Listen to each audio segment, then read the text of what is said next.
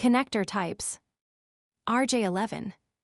The RJ11, registered Jack 11, is the quintessential connector of the analog era, serving as the international standard for telephone connections for over half a century.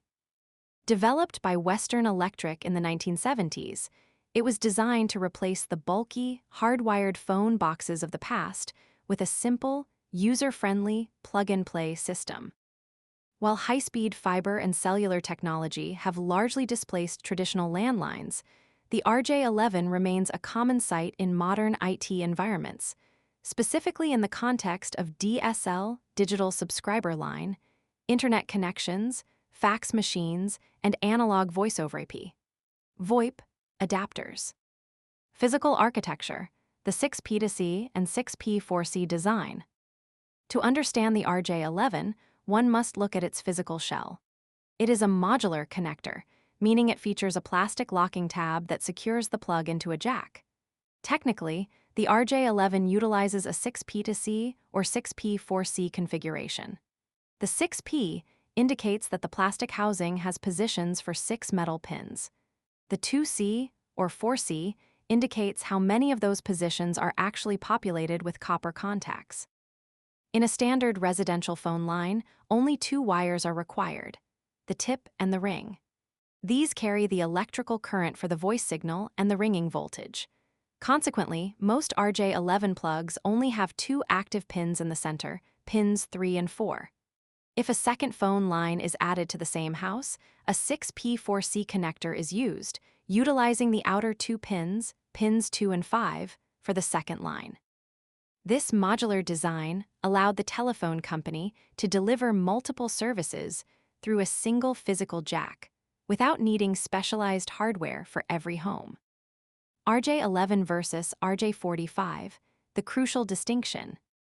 For a technician, the most frequent point of confusion is the relationship between the RJ11 and its larger sibling, the RJ45. While they look similar in shape, they are physically and functionally very different. The RJ11 is significantly narrower and contains only 6 pin positions, whereas the RJ45 is wider and contains 8 positions for Ethernet networking. A critical gotcha in the field is that an RJ11 plug will physically fit into an RJ45 Ethernet jack. However, doing this is dangerous for the hardware. Because the RJ11 is narrower, the plastic edges of the plug can physically bend and damage the outermost pins, pins 1 and 8, of the expensive Ethernet port. Furthermore, if the RJ11 is connected to an active phone line, the high voltage, ring signal, which can reach 90 volts, can electrically fry the delicate circuitry of a computer's network card. A technician should always verify the connector size before plugging anything into a wall jack. The role of RJ11 in modern networking, DSL. Although analog voice is fading, the RJ11 remains the primary gateway for millions of DSL internet users.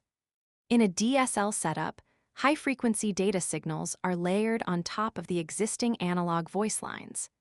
The signal enters the building through an RJ11 wall jack and travels via a standard telephone cord into the back of a DSL modem. Inside the modem, a splitter or filter ensures that the low-frequency voice calls don't interfere with the high-frequency internet data. For a technician, troubleshooting a slow DSL connection often involves checking the quality of the RJ11 cabling. Because telephone cords are often unshielded and use very thin satin wiring, they are highly susceptible to interference from nearby power cables or radio sources. Replacing a long, tangled phone cord with a short, high-quality twisted pair RJ11 cable is a standard fix for intermittent DSL dropouts. Troubleshooting and field repair. RJ11 connectors are notoriously fragile.